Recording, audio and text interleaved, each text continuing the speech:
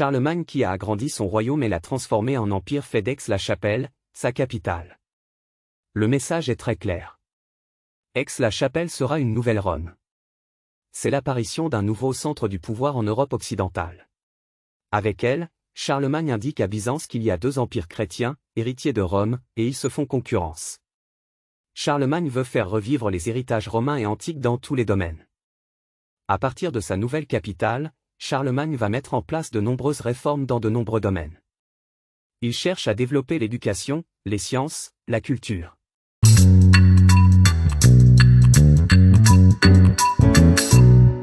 Charlemagne va inviter à sa cour de nombreux savants et érudits venus de toute l'Europe, clercs comme laïcs, du Sud, de Germanie et même d'Angleterre.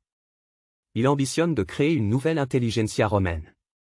Pour ce faire, il va faire écrire de nombreux récits européens qui n'étaient transmis jusqu'alors que de façon orale. Il va permettre ainsi un renouveau conséquent de la littérature et notamment de la poésie.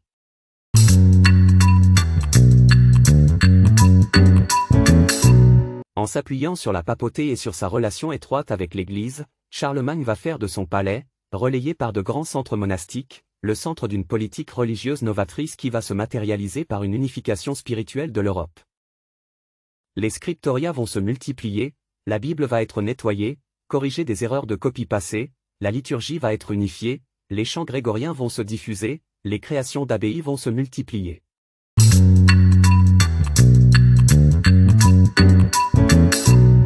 Pour accompagner ce mouvement, les arts vont se développer, mélangeant des éléments de tradition barbare et de tradition antique, ainsi que des éléments religieux.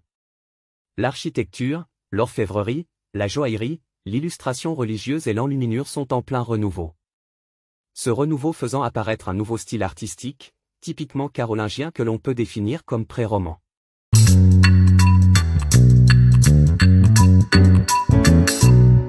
La multiplication des scriptoria et des bibliothèques dans les abbayes vont servir de support à un renouveau scolaire, volonté de Charlemagne. L'Empire a besoin de gens formés, de gens lettrés pour être correctement administrés. Le développement d'une écriture plus simple, la minuscule caroline, ancêtre de notre écriture moderne, va accompagner ce mouvement. Tout dans l'Empire doit être unifié. Le latin devient la langue officielle. L'empereur multiplie les lois, les capitulaires, pour clarifier et organiser l'agriculture, la justice, l'éducation ou pour fixer la valeur d'une monnaie unique, le denier. Cette période riche qui suit les désordres et divisions des grandes invasions et des royaumes mérovingiens apparaît comme une renaissance de l'Occident.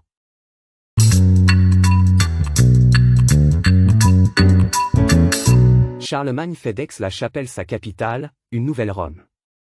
C'est l'apparition d'un nouveau centre du pouvoir en Europe occidentale. Charlemagne veut faire revivre les héritages romains et antiques dans tous les domaines. Charlemagne va inviter à sa cour de nombreux savants et érudits venus de toute l'Europe. Il va faire écrire de nombreux récits européens et va permettre ainsi un renouveau de la littérature et de la poésie. Charlemagne va permettre une politique religieuse novatrice réalisant une unification spirituelle de l'Europe. En corrigeant et diffusant la Bible et les écrits religieux à travers toute l'Europe. Les arts vont se développer, mélangeant des éléments de tradition barbare et de tradition antique, ainsi que des éléments religieux. La multiplication des scriptoria et des bibliothèques dans les abbayes vont servir de support à un renouveau scolaire. La minuscule caroline va y être développée. Tout dans l'Empire doit être unifié. Le latin devient la langue officielle. Cette période riche qui suit les désordres et divisions des grandes invasions et des royaumes mérovingiens apparaît comme une renaissance de l'Occident. Et voilà. Si vous avez aimé cette vidéo, cliquez sur j'aime ou abonnez-vous. À bientôt sur Passé Simple.